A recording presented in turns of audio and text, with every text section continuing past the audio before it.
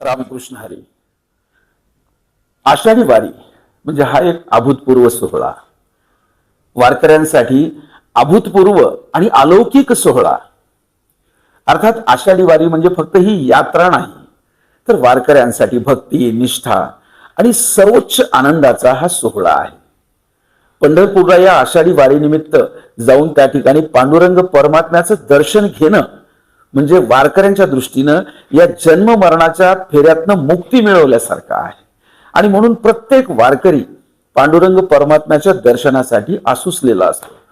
कधी एकदा माझ्या परमात्म्याचं दर्शन होतं आणि म्हणून तो हा चालत प्रवास करतो. म्हणजे आषाढी वारी एक अलौकिक असा सोहळा आहे वारकऱ्यांसाठी आणि सर्वच भक्त परिवारासाठी. या आषाढी वारीच्या निमित्ताने संतश्रेष्ठ गजानन महाराजांची शेगाव येथून त्या दिंडीचं प्रस्थान झालेलं आहे. अर्थात पायदळ वारी आपण म्हणतो.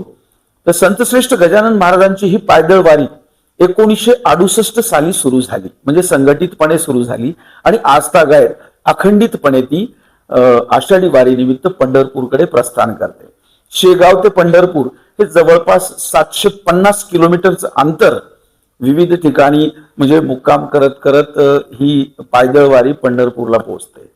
आणि विशेष म्हणजे या पायदळ वारीचं, संतश्रेष्ठ गजानन महाराजांच्या पायदळ वारीचं वैशिष्ट्य असं आहे की जेवढ्या दिंड्या किंवा पालखी सोहळा पंढरपूरकडे प्रस्थान करत असतो त्यामध्ये सगळ्यात शिस्तीचं अलौकिक असं दर्शन संतश्रेष्ठ गजानन महाराजांच्या या पायदळ वारीतनं सर्व भक्तांना आणि वारकऱ्यांना होत असतं. या पायदळ वारीमध्ये 700 वारकरी त्यामध्ये सहभागी असतात, ज्यामध्ये 250 हे पताकाधारी असतात, त्याचबरोबर 250 टाळकरी असतात आणि इतर सर्व म्हणजे की मृदंग वादक आहेत, गायक आहेत. हे सगळे जण मिळून म्हणजे 700 वारकरी एकत्रित मिळून पंढरपूरकडे प्रस्थान करतात. आणि आपल्या अंबाजोगाई नगरीमध्ये म्हणजे अर्थात अंबाजोगाई म्हणजे मराठवाड्याचं पुणे म्हणून ओळखलं जातं. या अंबाजोगाई नगरीमध्ये 1968 पासून याच मार्गावर ही पायदळ वारी संतश्रेष्ठ गजानन महाराजांची येथून प्रस्थान करते. यावर्षीचा हा सोहळा म्हणजे या पायदळ वारीचं आगमन दिनांक 10 जुलै 2026 रोजी आपल्या अंबाजोगाई नगरीमध्ये होत आहे.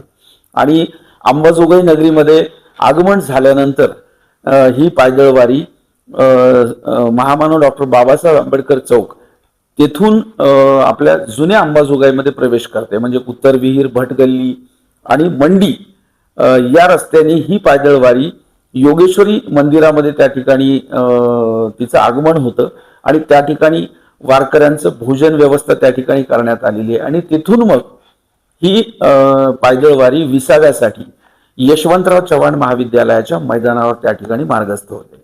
आणि यशवंतराव चव्हाण महाविद्यालयामध्ये या संतश्रेष्ठ गजानन महाराजांच्या पायदळ वारीचा मुक्काम असतो. मग त्या ठिकाणी भजन, कीर्तन हे सगळं संपन्न होतं आणि सर्व भक्त परिवाराला त्या ठिकाणी संतश्रेष्ठ गजानन महाराजांच्या पादुकांचं दर्शन त्या ठिकाणी सगळ्यांना घेता येतं.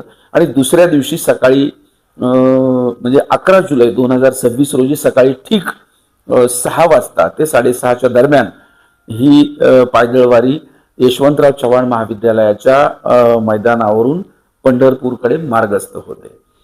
तर हा सोहळा अभूतपूर्व सोहळा आहे. या सोहळ्यामध्ये आपण सगळ्यांनीच भक्तगणांनी सहभागी व्हावं असं आव्हान मी सर्व वारकऱ्यांच्या वतीनं, अंबाजोगाई आणि परिसरातील सर्व वारकरी आणि अंबाजोगाई दर्शन चॅनलच्या वतीने आपल्या सगळ्यांना करत आहे. धन्यवाद. रामकृष्ण हरी.